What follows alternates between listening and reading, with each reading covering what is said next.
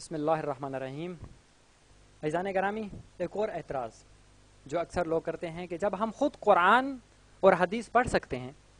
اور ان حدیث کی کتابوں سے اور قرآن سے اپنے مسائل کا حل دریافت کر سکتے ہیں تو پھر ہمیں مجتہدین کی کیا ضرورت ہے؟ تو عزیزان گرامی توجہ سے سماعت فرمائیے گا کہ اگر کسی کی علوم قرآن اور علوم حدیث میں اتنی ہی نظر ہو تو پھر وہ شخص خود مجتہد ہے اور اسے واقعی کسی کی ضرورت نہیں ہے،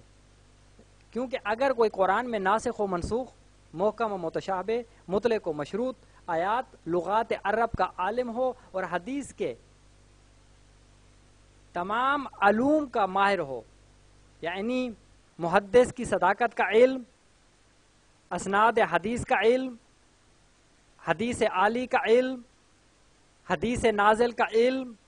روایات موفقہ کا علم، ان اسناد کا علم جس کی سند پیغمبر اسلام سے ذکر نہ ہو، صحابہ کے مراتب کا علم، احادیث مرسلہ اور ان کے سلسلے میں پیش کی جانے والی دلیلوں کی معرفت، تابعین سے نقل کی گئی احادیث کا علم، اسناد مسلسل کا علم، احادیث سے معننہ کا علم، روایات معزل کا علم، احادیث مدرج کی پہچان کا علم، تابعین کی شناخت کا علم، اتباع تابعین کی معرفت، اکابر و اصاغر کی معرفت، اولاد اصحاب کی معرفت، علم جرح و تعدیل کی معرفت، صحیح و سقیم کی پہچان، فقہ الحدیث کا علم،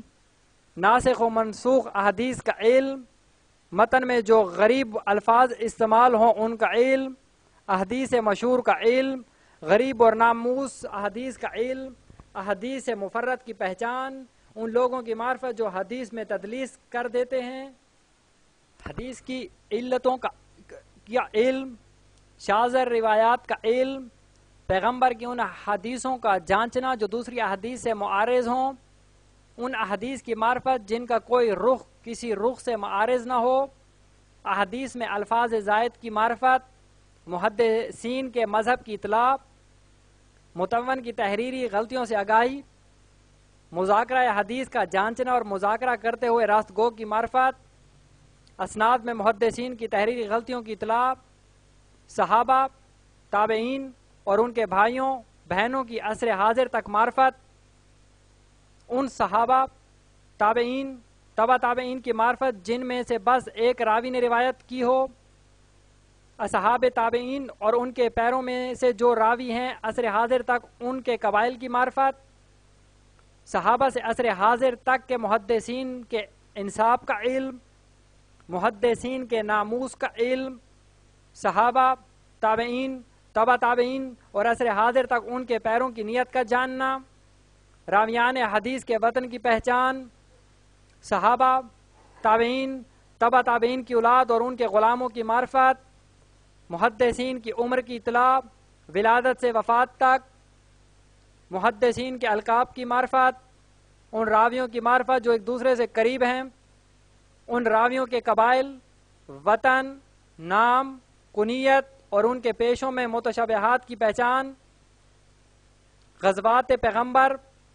ان کے ان خطوط وغیرہ کا علم جو انہوں نے بادشاہوں کو تحریر فرمائے، اصحاب احادیث نے جن ابواب کو جمع کیا ہے ان کی معرفت اور اس بات کی جستجو کہ ان میں سے کون سا حصہ ضائع ہو گیا، اس کے علاوہ احادیث کی مندرجہ ذیل اقسام کا بھی علم ہونا لازمی ہے، صحیح، حسن، ضعیف، مسند، متصل، مرفوع، موقوف، مقطوع، مرسل، موزل، تدلیس، شاذ، غریب، معنن، معلق، مفرد، مدرج، مشہور، مصحف، عالی، نازل، مسلسل، معروف، منکر، مزید، ناسخ، منسوخ، مقبول، مشکل، مشترک، متعلف، مختلف، مطروح، متروک، مول، مبین، مجمل، معلل، مضطرب، محمل، مجہول، موضوع، مقلوب، حدیث ماثور، قدسی، عزیز، زائد سکہ، موثوق، متواتر۔ اگر کوئی شخص ان علوم کو حاصل کر لے تو اس پر سے تقلید ساقط ہو جاتی ہے اور وہ مجتہد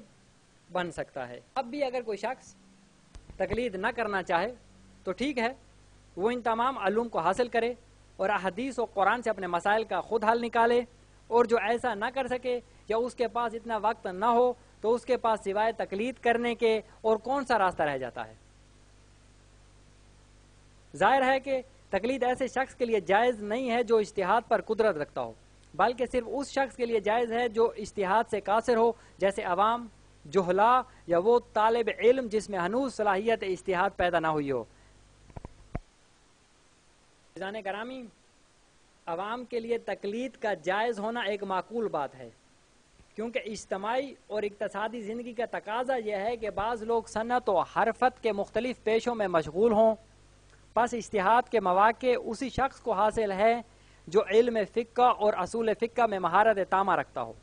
لیکن جس کو یہ مواقع حاصل نہ ہو یا وہ مہارت تامہ نہ رکھتا ہو تو اس پر مجتہدین کی تقلید عقلاً و شرعاً واجب ہے،